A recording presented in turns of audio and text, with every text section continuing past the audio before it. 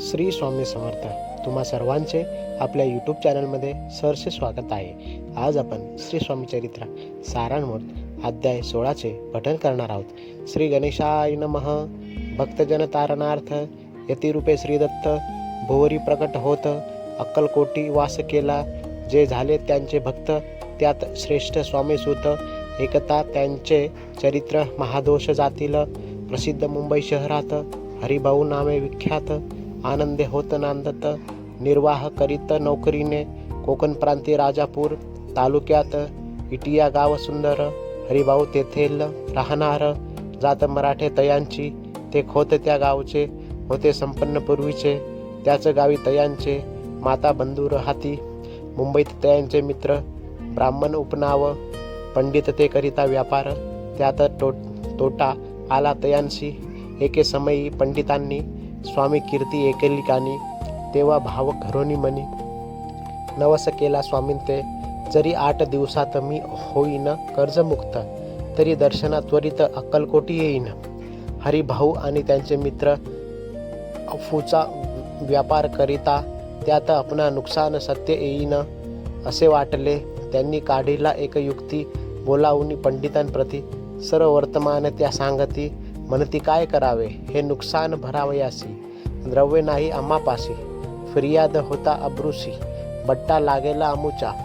तेव्हा पंडित बोलले, मलाही कर्ज काही झाले. निघेल माझे दिवाळे. यात संशय असेना. तुम्ही व्हावया कर्जमुक्त. यासी करावी एक युक्ती. तुमचा होऊन मी मालक लिहून देतो पेढीवरी. अफूचा भाव वाढला. व्यापारात नफा झाला. हे सांगावयाला पंडिताला. मारवाडी आला आनंदे. अक्कलकोटी स्वामी समर्थ. साप्रत काळी वास करीत. स्वामींचीच कृपा ही सत्य. कर्जमुक्त झालो आम्ही. गजानन हरिभाऊ पंडित त्रिवर्ग अक्कलकोटी जातो. समर्थांचे दर्शन घेत. पूजन करीत भक्तीने. तेव्हा समर्थे तयांची शिव राम मारुती ऐसी नामे दिदली. त्रिवर्गाशी आणिक मंत्र दिपले. पंडित म्हटले, गजानन शिवनाम दिदले. मारुती हरिभाऊस म्हटले. तिघे केले एकरूप. मग समर्थ त्या वेळेत त्रिवर्गाजवळ बोलाविले. तिघांशी 3 श्लोक दिदले. मंत्र म्हणून ते एका. श्लोक गुरुर ब्रह्मा गुरुर विष्णू गुरुर्देव महेश्वरा गुरुर साक्षात परब्रह्म तस्मै श्री गुरुवे नमः. ऐसा मंत्र हरिभाऊ ते दिदला. असे समर्थ. तेव्हा तयांच्या आनंदाते पारावार नसेचे. दुसरा मंत्र गजाननाला त्यावेळी श्रींनी दिदला. तेव्हा तयांच्या मनाला आनंद झाला बहुसाळ. श्लोक आकाशात पतित तोय यथा गच्छित सागरम. सर्व देव नमस्कार केशव प्रति गच्छती. संतोषले त्याचे मन. मग पंडिताजवळ घेऊन एक मंत्र उपदेशोन केले पावन तयांते. श्लोक इदमेव शिव इदमेव शिवम इदमेव शिवम इदमेव शिव. 300 रुपये के 16 तयांनी आणले होते मुंबईहुनी.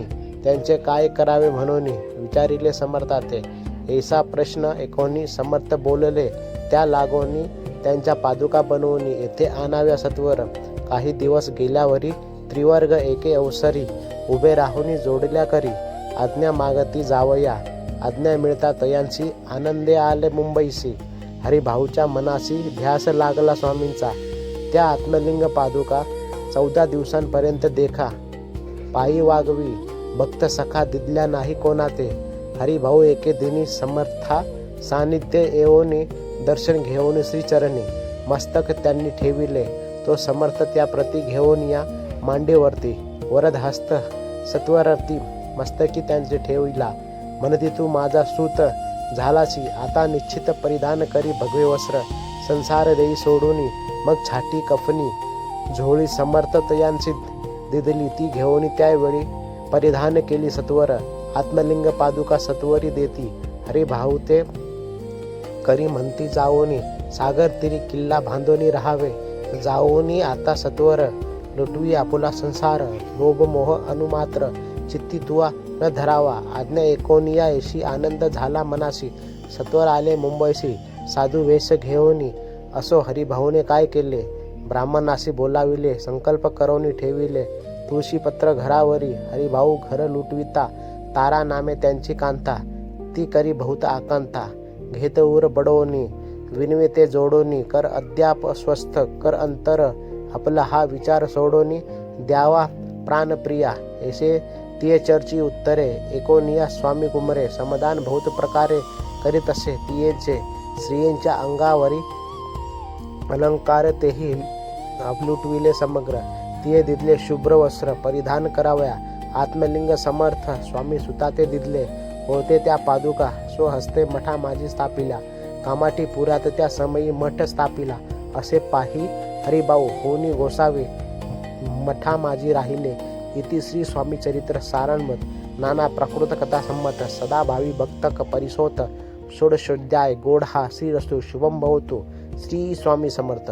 दिगंबरा दिगंबरा श्रीपाद वल्लभ दिगंबरा, दिगंबरा दिगंबरा श्रीपाद वल्लभ दिगंबरा, दिगंबरा दिगंबरा श्रीपाद वल्लभ दिगंबरा. श्री स्वामी समर्थ महाराज की जय.